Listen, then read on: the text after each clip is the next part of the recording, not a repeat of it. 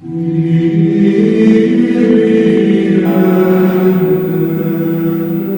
Senhor esteja convosco. Ele está no meio de nós. Proclamação do Evangelho de Jesus Cristo segundo São Lucas. Glória a vós, Senhor. Naquele tempo, os apóstolos disseram ao Senhor: aumenta a nossa fé. O Senhor respondeu: se vós tivesseis fé, mesmo pequena, como um grão de mostarda, poderíeis dizer a esta amoreira: arranca-te daqui e planta-te no mar, e ela vos obedeceria. Se algum de vós tem um empregado que trabalha a terra ou cuida dos animais, por acaso vai dizer, quando ele volta do campo: vem depressa para a mesa? Pelo contrário, não vai dizer ao empregado: prepara-me o jantar, cinge-te e serve-me, enquanto eu como e bebo? Depois disso, tu poderás comer e beber? Será que vai agradecer ao empregado porque fez o que lhe havia mandado? Assim também vós, quando tiverdes feito tudo o que vos mandaram, dizei: somos servos inúteis. Fizemos o que devíamos fazer. Palavra da salvação. Glória a vós, Senhor. Que as palavras do Santo Evangelho perdoem os nossos pecados. Ave Maria, cheia de graça, o Senhor é convosco.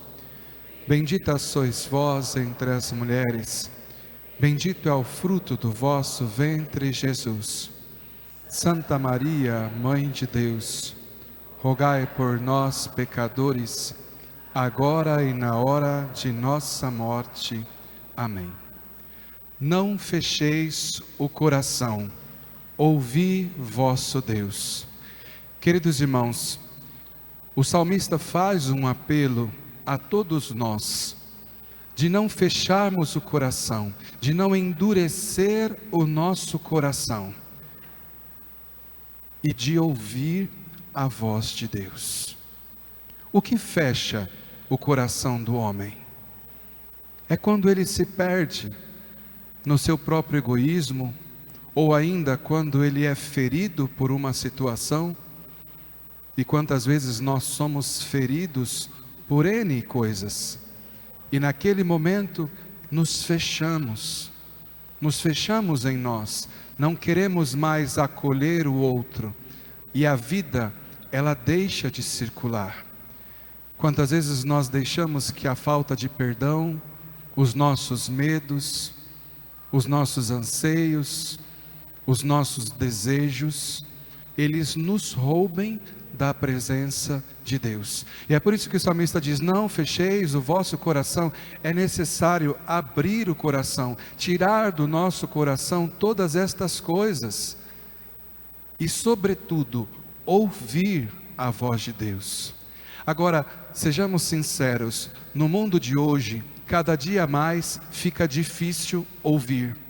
Temos dificuldade de ouvir. São tantas pessoas falando ao mesmo tempo e atravessando uma sobre a outra, que nós temos dificuldade de parar e ouvir com sinceridade aquilo que o outro diz. Porque o que o mundo fala? Você tem que expressar a sua opinião, você tem que mostrar o seu valor, você tem que fazer isso. Não, você tem que mostrar como você pensa. E nós temos um mundo de gente que fala o tempo todo, que não sabe o que está falando, mas o importante é estar falando alguma coisa. E nós ficamos tão cansados de todas essas vozes, que nós nos fechamos. Nos fechamos porque sentimos que não tem nada que de fato dê sentido para a nossa vida. Mas, meus irmãos, é neste momento que nós precisamos aprender a nos refugiar em Deus e buscar de Deus uma direção. Na primeira leitura de hoje nós encontramos a profecia de Abacuque, e o profeta, ele se lamenta, Ele se lamenta porque ele vê violência, ele vê maldade, e aqui vai dizer que ele vê destruição, prepotência. Meus irmãos, tudo aquilo que ele está dizendo que ele vê, discussão, discórdia, é aquilo que nós vemos no mundo, é aquilo que está também diante dos nossos olhos, é aquilo que nos cansa, e muitas vezes estas coisas entram até dentro da igreja, pessoas falando daqui, falando de lá, tanta discórdia, tanta briga, para nada, em nome de algo que nem sabe o valor e o verdadeiro significado, tanta confusão, e o profeta insatisfeito de tudo isso, como muitas vezes nós estamos insatisfeitos de tantas coisas, ele não vai procurar nele respostas, ele não tira da sua cabeça, da sua genialidade, não, ele vai a Deus. E é isso que muitas vezes nos falta, a atitude de ir na pessoa certa, naquele que pode nos dar direção.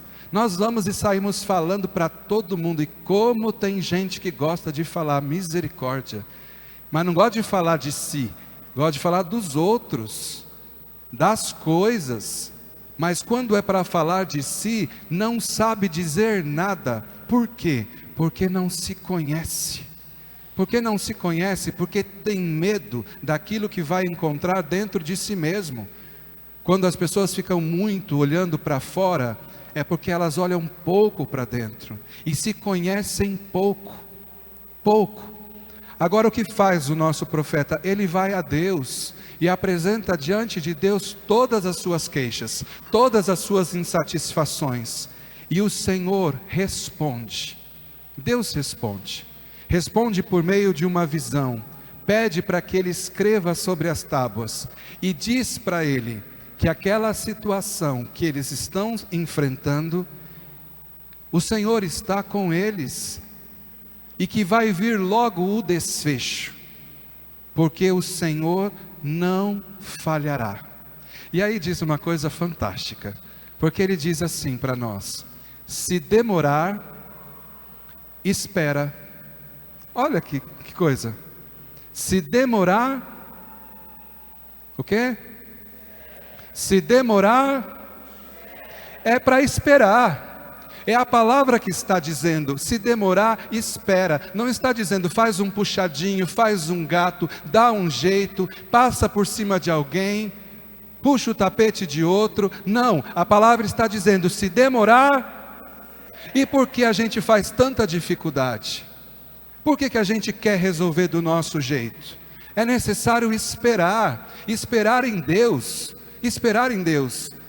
senão você sai por aí girando o mundo e fala: ai, ninguém me ajuda, ninguém olha para mim, e a lamentação daqui, lamentação dali, e não espera aonde precisa esperar, é esperar em Deus. E aí a palavra continua: pois Ele virá com certeza, e não tardará. Meus irmãos, isso aqui é fé, é esperar em Deus, saber que Ele está olhando para a nossa situação, para a nossa causa, para aquilo que é a nossa dificuldade, e que Ele vai agir no momento certo. O problema muitas vezes qual é? É que nós queremos que o Senhor resolva a nossa vida financeira, que o Senhor resolva os nossos relacionamentos, mas muitas vezes você não quer que o Senhor resolva você, que é o causador de todos estes problemas. Queremos que tudo seja segundo o meu prazer, e não percebe que sou eu que tenho que me adequar, eu preciso me diminuir para entrar nesta forma de Cristo, para ser transformado na minha vida. Hoje no Evangelho, os apóstolos também estão assim um pouco atordoados.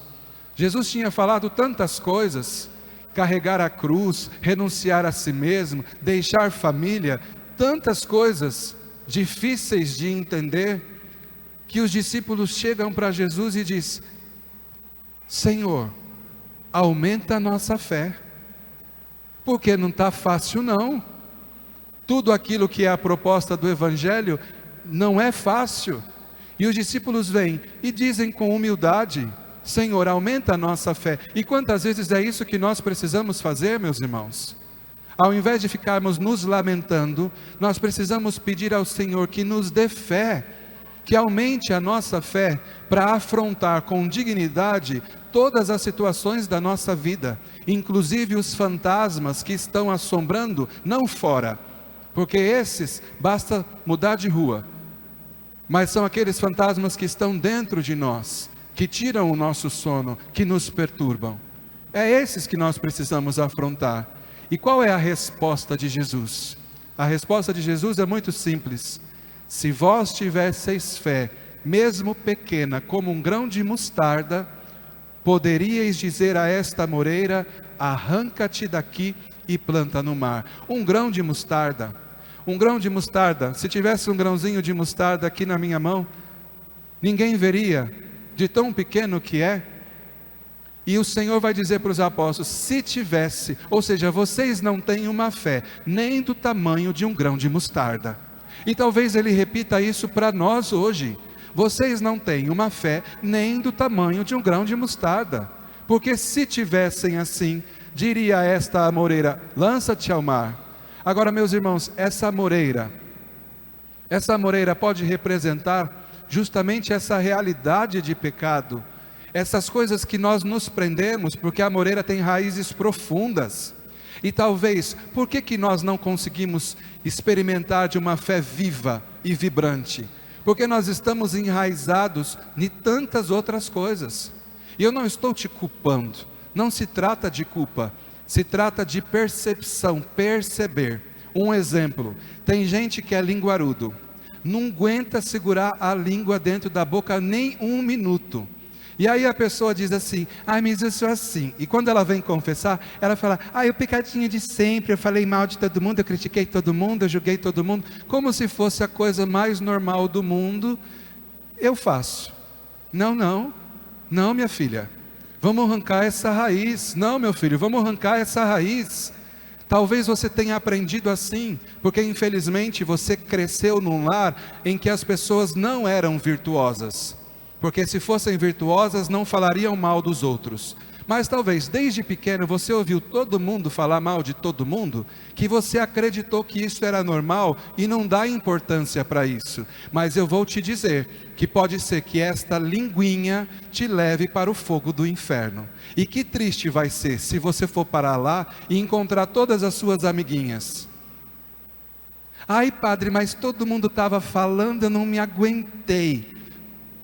Tá bom, quando tiver todo mundo queimando, queima também, porque inferno existe, minha gente, e as mudanças precisam ser verdadeiras, as mudanças precisam ser interiores, nós temos que tirar. Agora, eu não estou dizendo que vai ser fácil para você, se você tem este vício, ou seja, qual outro que você tenha, eu não estou dizendo que é fácil, mas quando nós vamos arrancar uma árvore, nós temos que começar lá de cima, corta os galhos, corta a metade do tronco, depois para arrancar da terra tem que cavar em volta, e dependendo da proporção dessa árvore, dá um trabalho cortar raiz por raiz, até poder arrancar aquela árvore do solo. Meus irmãos, nós precisamos fazer esse trabalho, para que realmente essa conversão aconteça dentro de nós, e nós tenhamos uma fé viva, uma fé vibrante, saibamos esperar em Deus, e não ficamos por aí titubeando, qualquer coisa que fala, todo mundo, meu Deus, ficamos aí lutando por umas bobagens, e quando eu digo bobagens, eu não quero ferir ninguém, mas às vezes nós falamos assim, a tradição, cadê a tradição de pedir benção a pai e benção a mãe? Cadê aquela tradição de tirar o chapéu quando entra na igreja? Cadê aquela tradição da boa educação? Agora nós perdemos toda a educação e depois nós falamos com boca cheia de tradição? O que é isso? Minha gente, vamos acordar, vamos abrir os nossos olhos. E olha aqui o que diz o Evangelho, continua Jesus não para por ali, ele fala uma parábola, e a parábola diz sobre o empregado, mas a tradução real do texto seria escravo, não empregado. O texto traduzido do original seria escravo. E aí vai dizer que o escravo deve fazer tudo aquilo que deve fazer. E no final das contas, ele tem que dizer: somos servos inúteis, fizemos o que devíamos fazer. Agora não é o padre que está dizendo, é Jesus. Somos todos servos inúteis. E por que nós queremos confete em tudo? Tem gente que tudo que faz quer aplauso. Meu Deus do céu, que coisa cansativa, que baixa a autoestima. Tudo que faz, limpou o banco, ai, eu limpei o banco, aplauso. Fez não sei o que, está aqui na igreja para quê? Para receber aplauso. Não, está tudo errado. A palavra é muito clara. Fizemos o que devíamos fazer, somos servos inúteis. Agora, meus irmãos, precisamos entender isso. Não é um desprezo de Deus para conosco, de forma nenhuma. É que Deus faz a sua obra por si mesmo. Agora, na sua grandiosidade e no seu amor a nós, Ele quer usar de nós. Ele quer, mas não é que Ele precisa. Se o Senhor quiser, Ele pode fazer tudo sozinho, mas porque nos ama, Ele quer usar de nós. E nós deveríamos nos alegrar por sermos usados por Deus, e não usar das coisas de Deus para nos engrandecer em nosso favor. Vocês entendem? Então esta inutilidade aqui não é um desprezo, mas ao contrário, é um reconhecimento da nossa miséria e do quanto nós precisamos de Deus. Agora o mundo vai dizer: você é maravilhoso, você é maravilhosa, você é potente, você é super. O mundo coloca tudo isso na sua cabeça. Aí depois você sai por aí achando que você é a melhor bolacha do pacote. Quando alguém diz uma palavrinha, você cai no chão e começa a chorar. Desaba. O Senhor nos chama de inútil, mas Ele reconhece aquilo que nós verdadeiramente somos. Ele imprime em nós um valor único, que ninguém lá no mundo vai imprimir em você. Um monte de gente que te usa, achando que você pode ser manobrado para cá e para lá, em nome de tantas teorias, em nome de tantas ideologias, e no final das contas, se você não servir mais, esse povo te joga fora. Agora aqui, aquele que te chama de inútil, ele te ama de verdade. E se você cair, ele desce aonde você está para te levantar. Ele desce, ele desceu e ele continua descendo na miséria dos nossos pecados para nos levantar de novo. O mundo não. Joga pedra e te destrói. O Senhor, Ele desce na sua misericórdia e nos levanta. Agora, a quem nós queremos servir? Queremos ser inúteis no serviço a Deus ou queremos ser úteis na utilidade do mundo? O resultado é um só. Quem vai para o mundo pode até ter alguma glória aqui, mas depois perde tudo. Agora aquele que parece inútil, mas está no serviço de Deus, esse vai para a glória do céu. É uma escolha livre, todos nós podemos escolher. Agora, talvez o melhor caminho para nós seja simplesmente dizer como disseram os discípulos: Senhor, aumenta a nossa fé. Somos frágeis, somos pequenos, nos perdemos, mas sabemos que aqui nós encontramos a verdadeira riqueza, que és Tu. Louvado seja nosso Senhor Jesus Cristo.